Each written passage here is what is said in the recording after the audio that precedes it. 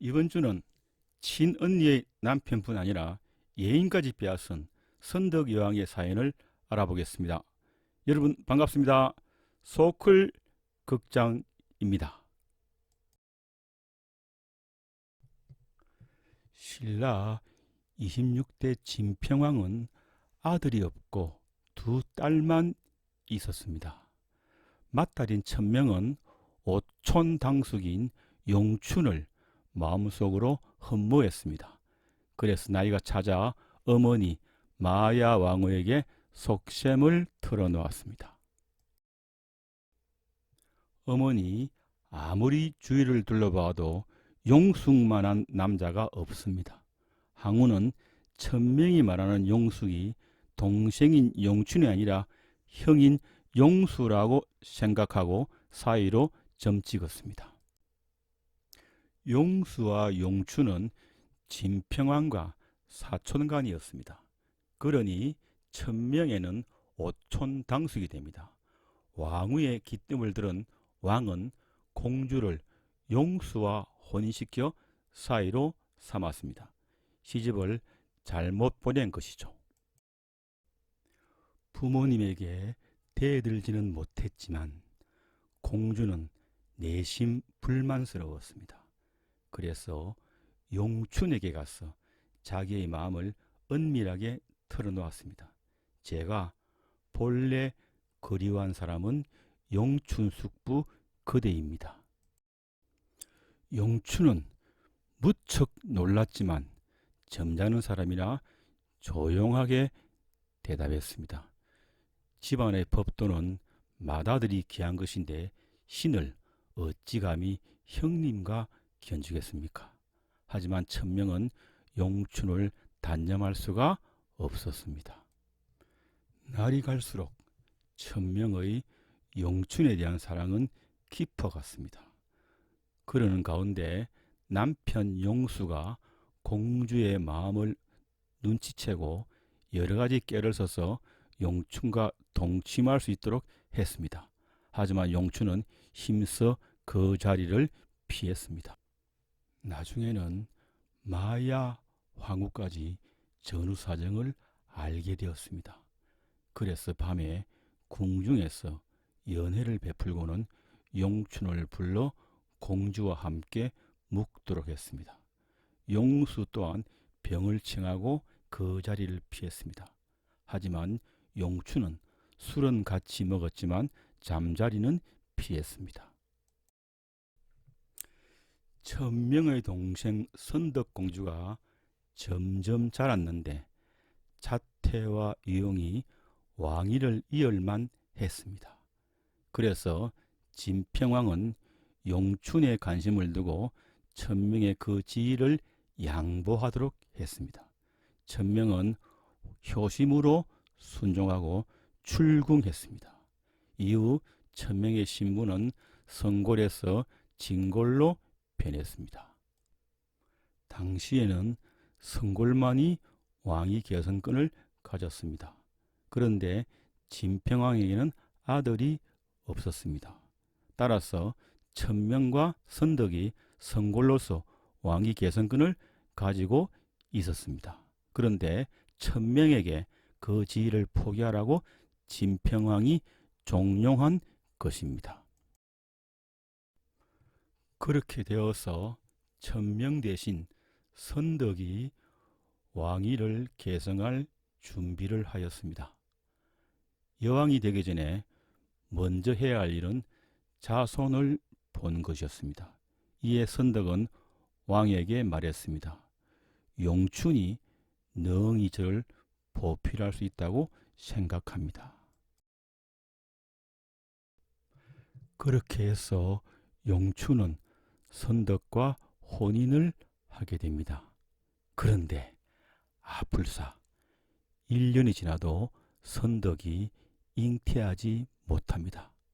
그래서 한시가 급한 왕이 천명의 남편인 용수에게 선덕을 모시도록 명령을 내립니다. 사랑하는 사람인 용춘을 양보했건만 이제는 남편까지 동생에게 빌려줄 형편이 된 천명은 기가 막혔습니다. 그래도 어떡합니까? 왕의 명령인데. 하지만 용수 역시 1년이 다 지나도록 소득이 없었습니다. 세월이 흘렀습니다. 용수와 진평왕이 죽고 632년 선덕이 왕위에 올랐습니다. 용수가 죽은 후 용추는 형의 아들 춘추와 처인 천명을 자신의 아내와 아들로 삼았습니다. 후사를 이을 왕자 문제가 여전히 해결되지 않자 이에 선덕은 용춘을 다시 지아비로 맡기로 했습니다. 이 소식을 들은 천명은 화가 머리끝까지 났습니다만 다른 방법이 없었습니다. 성골 남자가 씨가 말랐기 때문입니다. 아들을 얻기 위하여 궁여지책으로 용춘과 다시 개합했으나 여전히 태기는 없었습니다. 이에 조정의 중신들이 모여 선덕 여왕의 문제를 원언했습니다. 그런 다음 여왕에게 아뢰었습니다. 용춘을 지아비로 삼았으나 잉태가 되지 않았습니다. 삼서지제에 따라 3명의 남편을 두는 것이 좋을 듯 합니다. 삼서지제는 여왕이 아들을 낳을 수 있도록 3명의 남편을 두는 제도입니다. 신라에서 널리 통용되지는 않았고 사례는 선덕여왕 한 번만 보입니다. 숙부를 남편으로 둔다는 것이 요즘의 시각으로는 천륜을 저버린 행위로 보이지만 신라시대 사람들은 건친혼이 곧 혈통을 보존하기 위한 최선책이란 생각을 하고 있었습니다. 삼국통일의 영웅 김유신도 나중에 태종무열왕 김춘추의 딸, 즉 자신의 조카와 결혼합니다.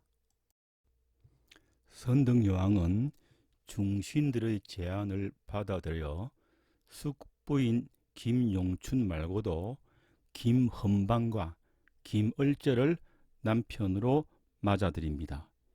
이렇게 해서도 여왕은 태기를 보이지 않습니다. 그러다가 용춘이 물러나려는 뜻을 보이자 여왕이 허락합니다.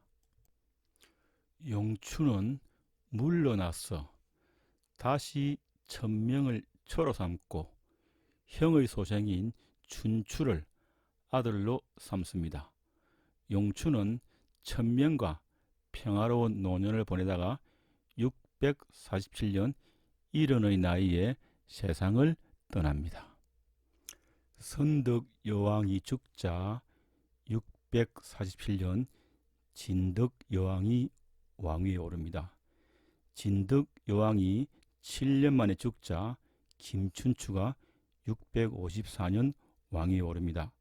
우리가 아는 태종무열왕이 바로 천명공주의 아들입니다. 바야흐로 통일의 시대가 다가오는 것이죠. 선덕여왕의 업적을 조금 살펴보겠습니다. 황룡사 구청 목탑이 있군요. 자장율사의 건의에 따라 선덕여왕은 호국의지를 담아 황룡사 구청탑을 축조합니다. 높이 80m의 이 거대한 목탑은 신라 이웃의 9적을 상징하는 구청으로 제작됩니다. 황룡사 구청 목탑은 1층은 일본, 2층은 중국, 3층은 오나라와 월나라, 4층은 제주도, 5층은 백제, 6층은 말갈, 7층은 거란, 8층은 여적, 9층은 예맥, 아마 고구려 같습니다.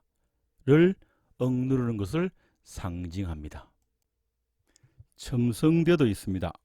국보 31호 선덕여왕 제세시에 건설한 천문 관측 시설입니다. 그러나 다른 시각도 있습니다. 기도하는 용도로 쓰였다는 것이죠. 선덕여왕이 자손을 얻기 위해 지었다는 것입니다. 인간의 수명과 장수 등을 관장하는 신인 북두칠성을 믿는 신앙이 칠성신앙이기 때문에 충분히 가능한 추리입니다. 분황사도 있군요. 분황사는 황룡사 지와 잇따 있으면서 국보 제30호로 지정된 모전 석탑으로도 유명합니다. 선덕여왕 3년에 지어진 절로서 원효대사가 거주하면서 하엄경소를 선 곳이기도 합니다. 분황사 모전석탑은 현재 남아있는 신라 석탑 가운데 가장 오래된 걸작품으로 돌을 벽돌 모양으로 다듬어 쌓아 올린 모전석탑입니다. 전자가 벽돌 전자죠. 원래 9층이었다는 기록이 있으나 지금은 3층만 남아 있습니다.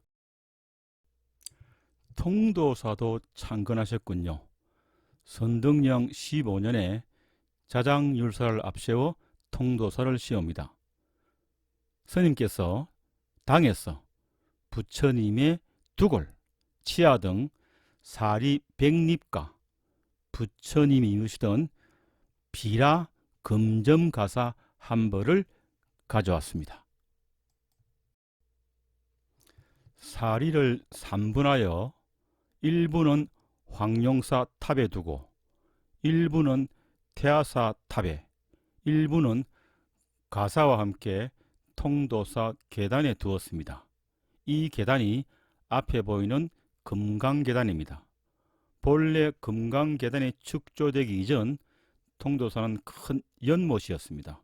스님이 연못을 메워 금강계단을 설치하고 통도사를 창건하셨습니다.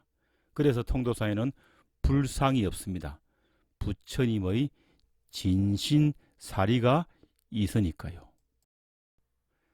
이 프로그램을 만드는데 이용하였던 문헌, 자료, 사진 등의 출처에 대해서 구체적인 페이지 등은 명기하지 않았습니다. 양지해 주시기 바랍니다. 동영상 업로드 시간 알려드립니다. 재미있고 귀한 이야기는 화요일, 불교로 세상 읽기는 일요일, 영어로 세상 읽기는 목요일 그렇게 업로드 하겠습니다. 다음 화요일 오전 10시에 만나 뵙겠습니다. 안녕히 계세요.